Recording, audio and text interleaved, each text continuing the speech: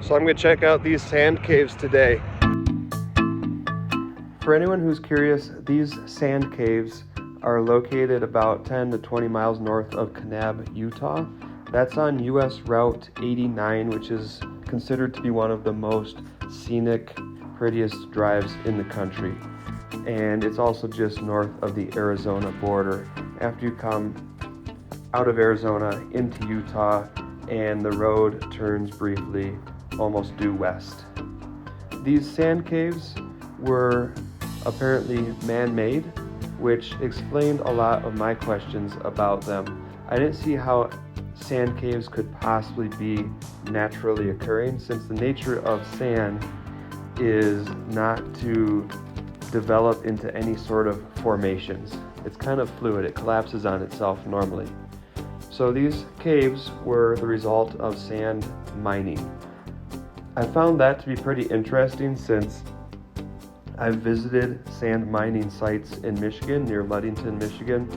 And in Michigan, the process of mining sand basically consists of picking it up or digging it out of a beach. So the features in Michigan are very cool too. They're basically huge swimming holes resulting from the holes that occurred when they pulled the sand up from the beach.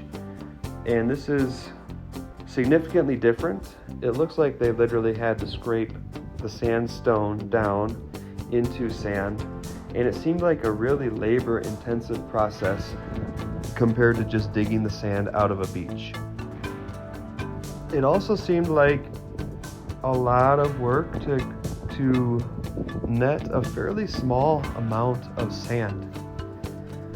Don't get me wrong, these are pretty big, extensive caves, relatively speaking, but when you think of how much you sell sand for and the amount of sand that actually would have resulted from mining in these caves and creating these spaces, it doesn't really seem like a whole lot.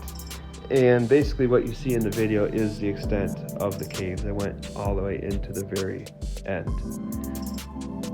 It also confused me why they needed to mine way up here, because to my eye, the sand up here, or the sandstone up here, looked exactly the same as the sandstone that was down at the base of the cliff walls.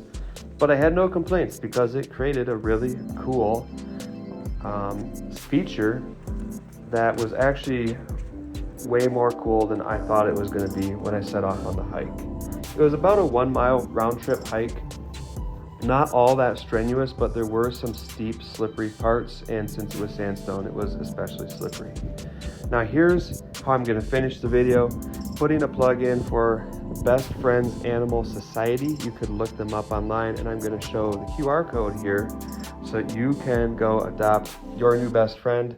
I think this is super cool. It's the nation's largest no-kill shelter, so kudos to them, and please check it out. Thanks for watching, and I'll catch you later on the Wilderness Runner channel.